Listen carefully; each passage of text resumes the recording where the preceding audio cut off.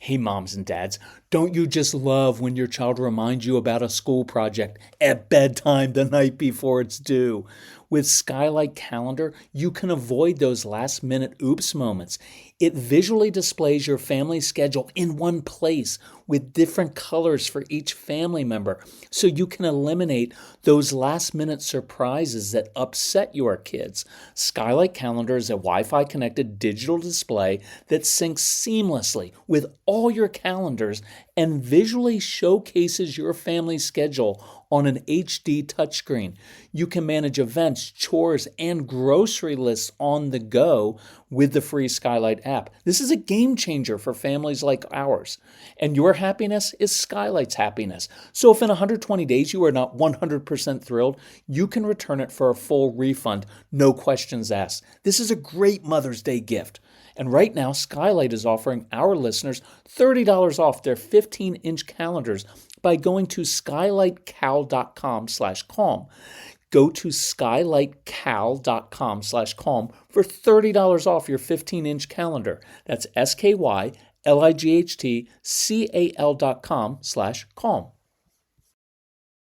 So you have a child who lashes out, screams disrespectful things at you, perhaps even throws and breaks something, and then later comes downstairs from his or her bedroom like nothing happened. Or maybe your strong-willed kids laugh when you're trying to discipline them, and that infuriates you. So how can you handle these situations next time? How can you be tough with discipline, but also actually teach your kids important skills and lessons? That is what we're going to discuss on today's really awesome Calm Parenting podcast. Because, look, I'm really excited about this one. I hope you will share it with other parents. Welcome. This is Kirk Martin, founder of Celebrate Calm. You can find us at celebratecalm.com, where you will find we've got a new podcast directory of past episodes there and our New Year's sale, so you can break these generational patterns. So, has your child ever had a meltdown and then later acted like nothing happened? Kind of just comes downstairs carefree and casual. Hey, Mom, can I have a snack? And you're in shock. Wait, what? You just called me names an hour ago, and now you're acting like nothing has happened? Look, our son did this frequently, and every time I handled it the wrong way. And a really great mom reminded me of those fun days back then with this email. She said, 2 days ago, I was listening to your programs on my commute, and I heard you address this issue, and I thought, well, that doesn't happen with our home. Well, it happened yesterday, and I can't tell you how much it meant to me that your strategies were top of mind, that I knew exactly what to do and how to help my son when he needed it most instead of freaking out.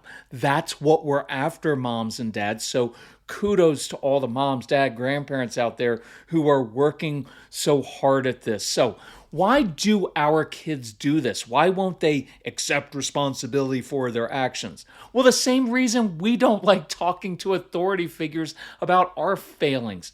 It's shame. It's embarrassment. Sometimes we feel helpless to change. And so our kids are ashamed or embarrassed about their behavior because they know how irrational and awful it was. And that is why kids sometimes giggle when they're being disciplined. And I know that infuriates you. It's not usually disrespect. It's just awkward for them. So we'll ask why won't they be held accountable? Because nobody likes to be held accountable. I don't either. And lecturing isn't helpful. Your kids already know what they did was wrong. That's why they lie, because they don't want the consequence. They already know it was wrong, but now they feel embarrassed and ashamed and kind of afraid of this awkward conversation you're going to have. Well, does that mean you don't talk to them? No. So I'm going to show you this. Look, I can think about this. I can think about times I had a meltdown in our home as a grown man over something small going wrong. And that's usually what trips up your kids, isn't it? Something small that's seemingly insignificant, and then they just rage over it. I'm made the same way. And so I would have my tantrum or meltdown, and then I'd storm out to the garage, or I'd go outside, or I'd go to my room fuming and processing it, or I'd go for a drive and run an errand. Then I would walk back into the living room later with my family there, and they'd look up at me, and I'd try to say something fun like, hey, who wants some ice cream? Who wants to watch this fun video or show? Look, it's like this walk of shame, because everyone had just seen me at my worst, at my most vulnerable, out of control over something stupid and not significant. And now I had to face them and somehow explain what I just did when there is no explanation. See, that was hard for me at age 35. Now imagine being a kid, having two parents sitting you down, looking you in the eyes, and they begin lecturing you, recounting the entire scene. Or sometimes worse, talking to you in that really sweet tone, like they understand, but it actually feels condescending. So let's think about that for a moment. What if my family had said, you need to come sit down, we need to talk about your behavior? And then I looked up and my wife and kids were staring at me, and maybe one has a look of disapproval and anger at what I did. Well, I'd feel defensive. I'd feel bad about disappointing them, but not knowing how not to disappoint them. And so say the other was looking at me with these concerned eyes, and I'd be thinking, I don't want your freaking pity. And then they'd want to recount and replay this entire scene and keep asking, but why did you? And as a grown man, I would probably blurt out, I don't know. What do you want from me? You think I want to look like a complete fool in front of my family? You think I'm proud of myself for this? Like it's some badge of honor? You think I'm not beating myself up inside and feeling like a piece of you-know-what right now and feeling helpless to change? Why are you all looking at me like that? And then I would probably stomp off again. And I'm a grown man. And the truth is, it's hard for us to stop in the middle of lecturing or being upset and say, hey, son, daughter, I'm sorry, I just overreacted there. And if we can't do that as adults, how can we expect kids to have the maturity to stop in the middle of their meltdown and say, hey, mom, dad, I'm sorry, I way overreacted here and I'm sorry. Right? I used to escalate and make it worse. I would guilt trip Casey. I can't believe you would say those things. I would have never talked to my father like that. And here's what that really means. You're a worse person than I ever was, and so beyond hope that you're lucky I even let you live here. You're so awful and unredeemable. Don't you feel like an awful kid right now? I mean, that's what he would be thinking inside. That's not what I was saying, but he would be thinking that. And part of what's happening in these moments is that your child is actually beating himself or herself up already. And then it feels like we pile on. And then they begin to internalize, I don't even know why you put up with me. I'm a bad kid. I have no idea what to do in these situations. I feel helpless. Yeah, see, some of us grew up with a shame mentality, and we kind of keep perpetrating that on our kids. And it's critical to point out that we don't want to go with that really sweet tone and excuse it. Oh, honey, it's okay.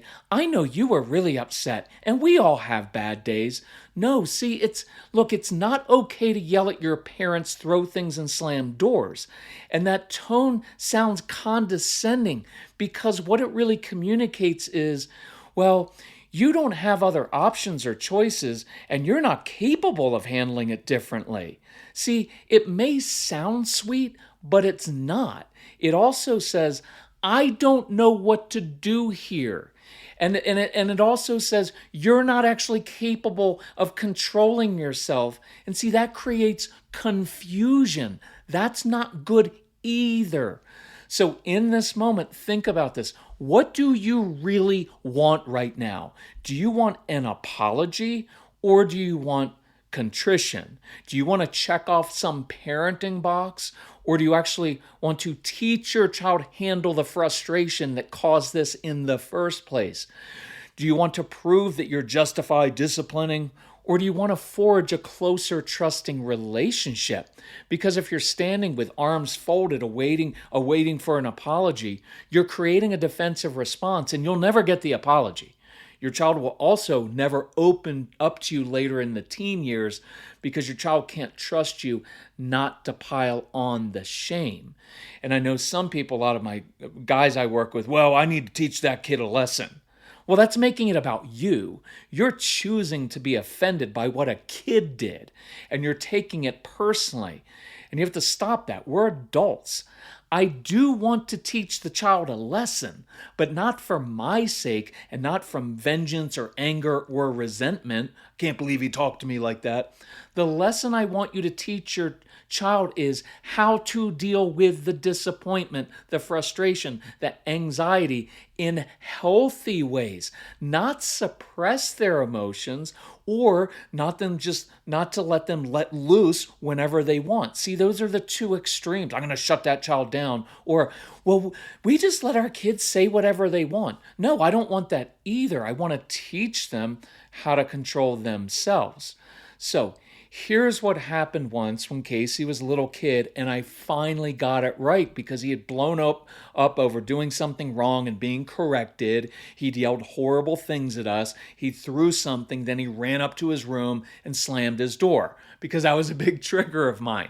And you've heard it from previous podcasts. Sometimes Casey would do that because he knew I would get more upset than he was, and the situation was no longer about what he had done wrong, but about me losing it. So I head upstairs to ream him as usual, even though there was this war. There was a war inside of me, and you're going to wrestle with these things, moms and dads, right? It's like, am I letting this kid get away with things? How is he ever going to treat his future spouse and boss correctly if I don't discipline him here? Why is he doing these things? What have we done wrong? Do other kids do this? What if our relatives are right and we need to come down harder on him? But inside, something was gnawing at me and I knew I had to wrestle with this. So I asked myself, what is Casey expecting right now up in his room? Because he was up there expecting an angry or disappointed parent or both parents, which is brutal because now it feels like you're being teamed up on as a kid.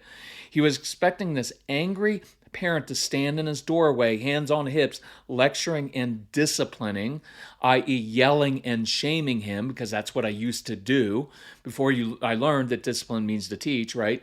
And so I was going to be standing there angry and saying things like, what were you thinking? How many times do I have to tell you? I would have never done this as a kid. That's what he was expecting, an angry authority figure who was disappointed in him. And sometimes we do that because that's what we were taught as kids. We had angry authority figures yelling at us.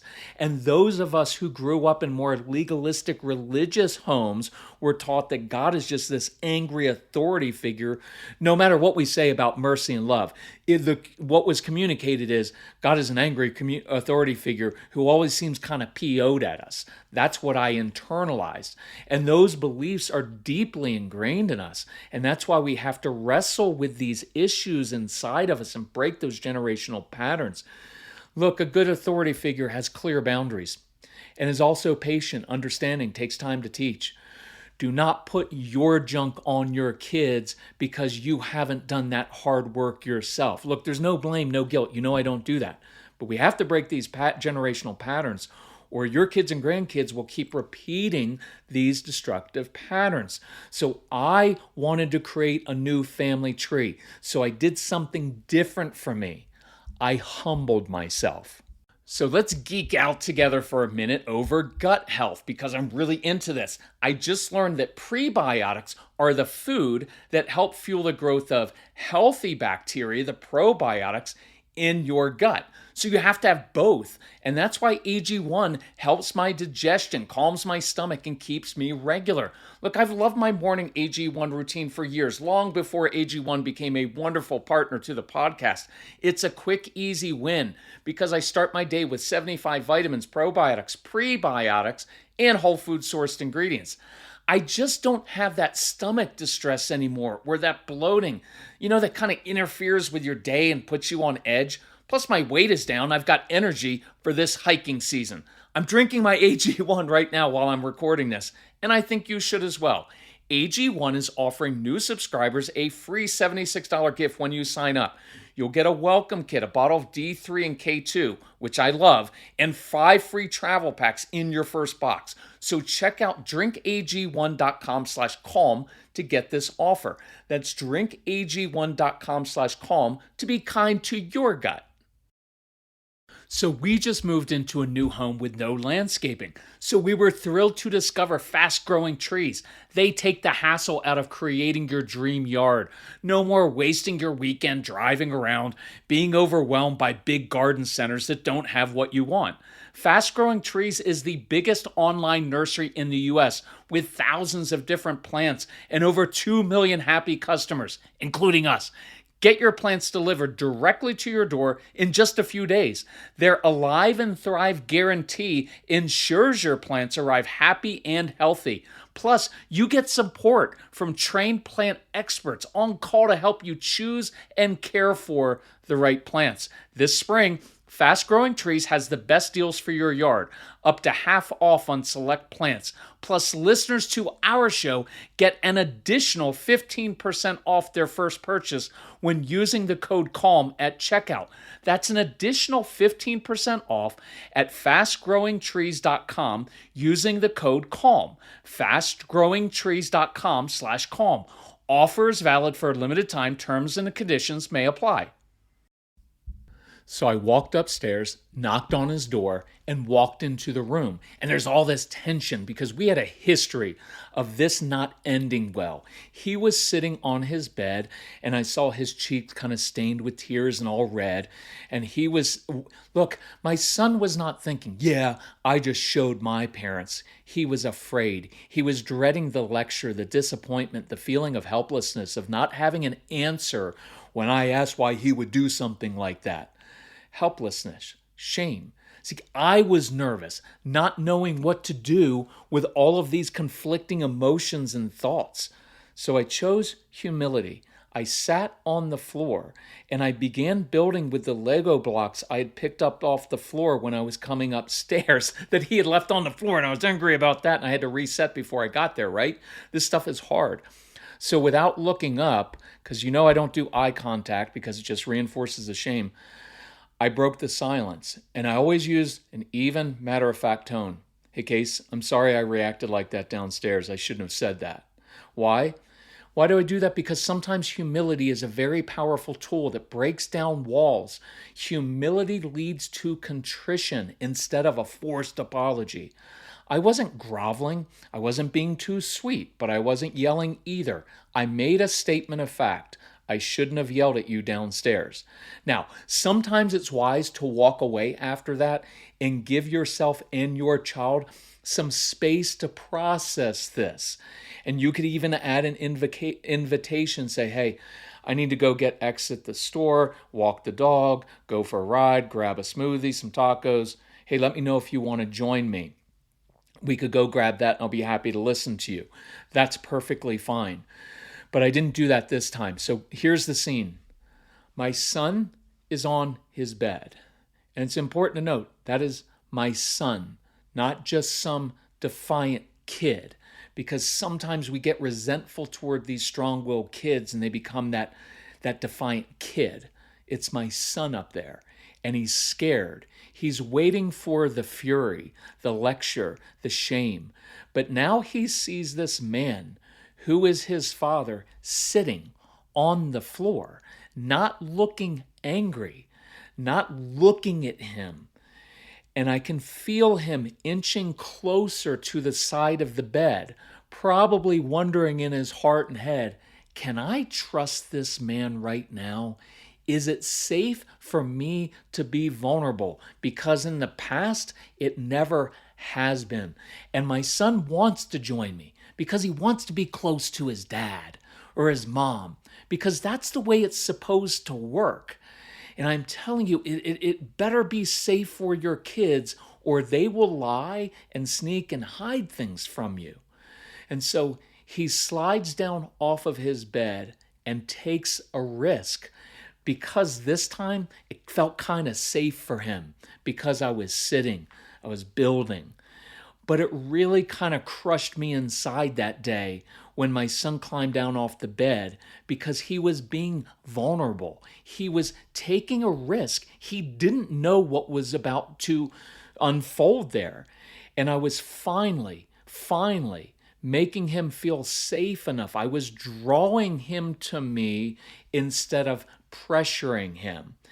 And I knew he wanted me to be proud of him. He just didn't always know how. And so I didn't look up. I just stayed focused on building. Hey, can you hand me a couple of the red pieces? Remember, we've talked about motion changes emotions. When kids are upset, you give them something they are in control of. And so we began to build for a few minutes together. And notice we're now together, not go to your room, not separated physically or emotionally. We are together. I didn't want to isolate him anymore, because when we're together, two really awesome things can happen. Guess what came out of his mouth next? Dad, I'm really sorry I said those things to you and Mom. See, humility leads to contrition. I didn't really need the apology. Neither did my wife, right? I'm a grown adult. I don't need an apology. He did, because that's reconciliation. That's how to build a mature, respectful relationship. And that was the door that opened us to what is even more important: teaching your child how to handle the inevitable frustration, disappointment, and anger. Your strong-willed kids are very intense kids. They have ideas, they don't go right, and they get really frustrated and really angry and really disappointed. And what I want to do is give them tools so they don't feel helpless, so they actually have an action plan for when, not if, they have those intense responses. And so you have an action plan in that moment. That's what I'm after. See, in this case, I did not have that discussion right away. I just sat on the floor. We built with Legos for a little bit. We all just decompressed. We got a good night's sleep. And then the following day, we did two things. Number one, we handled the tough part after we had de-escalated, when we were all in a different emotional space. I had every right to assign a harsh consequence. But in this particular situation, I asked Casey, hey, what do you think would be an appropriate consequence? And because he wasn't upset or defensive or feel like he was being attacked, he actually chose a tougher one than I had thought about. So in addition to apologizing to his mom, right, which is appropriate, he said, I think since I made a big mess for Mom, I should do a service project for her. And I was like, that's actually a great idea. I'll even help you out with that. See, an act of service to another human is a wonderful consequence, so to speak. It's better than just losing something. Look, you don't have to let your kids get away with things. You just don't escalate in the moment when everyone is upset. Look, if you have a kid who swears, then you can just say very evenly, hey, since you're choosing to use adult words, you forfeit all kid fun and have to do boring adult chores until you stop that. See, there's no drama. It doesn't take a long time. Now, they're going to create drama. I don't want to do that. I just keep my promise. This is just how it works in our home. See how that works? Note, the consequence alone isn't enough, because that consequence, whatever you choose, doesn't actually teach the child how to make a different choice next time. The consequence, sure, it's important. It just lets them know, hey, you just crossed a boundary in our home. That doesn't happen in my home, so here's what's going to happen. But that's not enough, because when the next time frustration, disappointment, anxiety come in, the consequence doesn't really relate to that. So the more important part was next. We actually role played how to handle the disappointment and frustration. I didn't come in right away and said, so we need to have a long, dire talk about what you did yesterday. Let's rehash every mean and disrespectful thing you said, and we'll do it in great detail. There was no need for that.